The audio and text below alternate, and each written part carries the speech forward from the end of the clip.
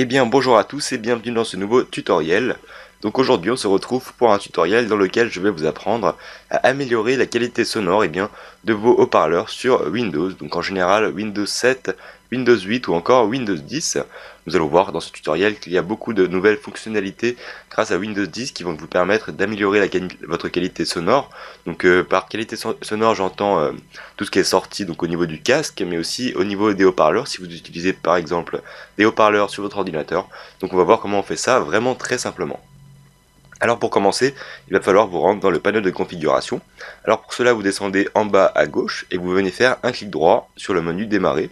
Alors clic droit et vous allez cliquer sur panneau de configuration. Une fois dans le panneau de configuration, vous allez vous rendre dans l'onglet qui s'appelle matériel et audio. Voilà, vous cliquez une seule fois.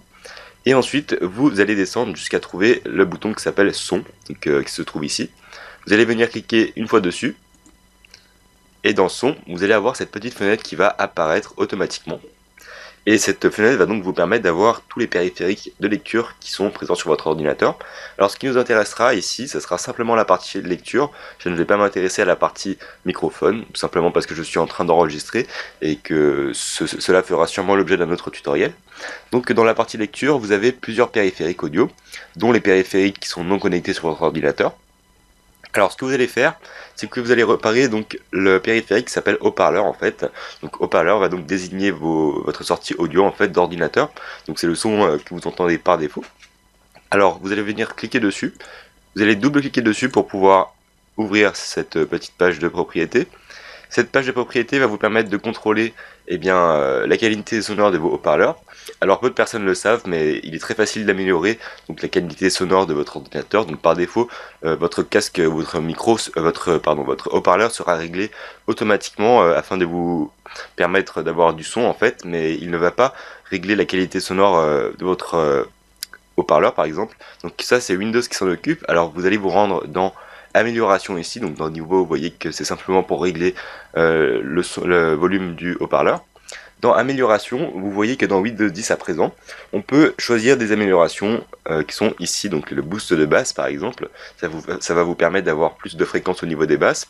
L'effet surround virtuel également, qui est très pratique, que j'utilise tous les jours. C'est un effet qui est très pratique, ça vous permet d'avoir un effet surround simplement sur un casque par exemple, et donc ça améliore votre sortie en stéréo. Il vous suffit tout simplement d'essayer si vous le voulez. Vous cochez simplement la case de l'effet que vous souhaitez, et vous cliquez sur appliquer. Et voilà, l'effet sera appliqué et vous pourrez tester directement grâce à l'aperçu par exemple, ou simplement en lançant une musique que votre son aura changé.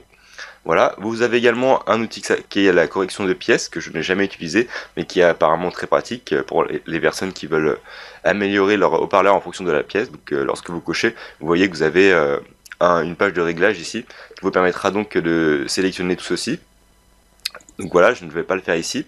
Et enfin, vous avez un équaliseur également au niveau du son qui est assez pratique. Donc je vous conseille de le cocher. Ça vous permettra d'avoir un son beaucoup plus clair que celui que vous avez de base. Voilà. Alors ça, c'était au niveau des améliorations. Et donc une dernière chose que je voulais vous montrer, c'est également au niveau des statistiques avancées. Ces statistiques avancées vous permettent donc de changer le taux d'échantillonnage, donc la fréquence d'échantillonnage de votre son en fait qui sortira. Alors par défaut, vous n'aurez pas donc une qualité très bonne en fait.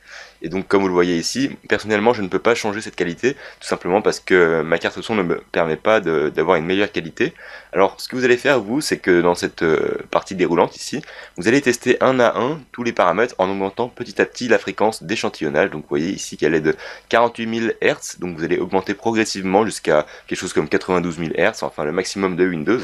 Et donc à chaque fois il faudra donc cliquer sur appliquer afin de pouvoir voir si votre casque est capable de supporter cette sortie audio. En fait, au bout d'un moment vous verrez que la fréquence maximale aura été dépassée, donc votre son ne sera plus audible tout simplement.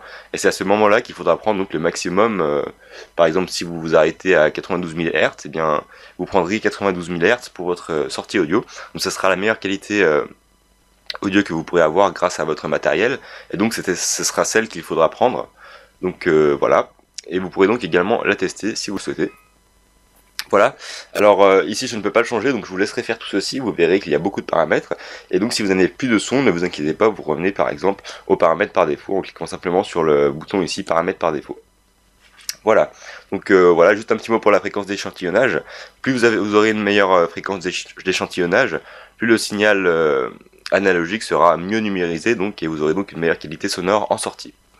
Voilà, c'est tout pour ce tutoriel, j'espère en tout cas qu'il vous aura servi, et que je vous aurai donc appris à faire quelques manipulations pour améliorer la sortie de vos haut-parleurs. En tout cas, j'espère que cette astuce vous aura plu, n'hésitez pas à laisser un pouce vert si c'est le cas, et donc nous on se retrouve très prochainement pour d'autres tutoriels sur la chaîne. Merci d'avoir regardé, et à très bientôt.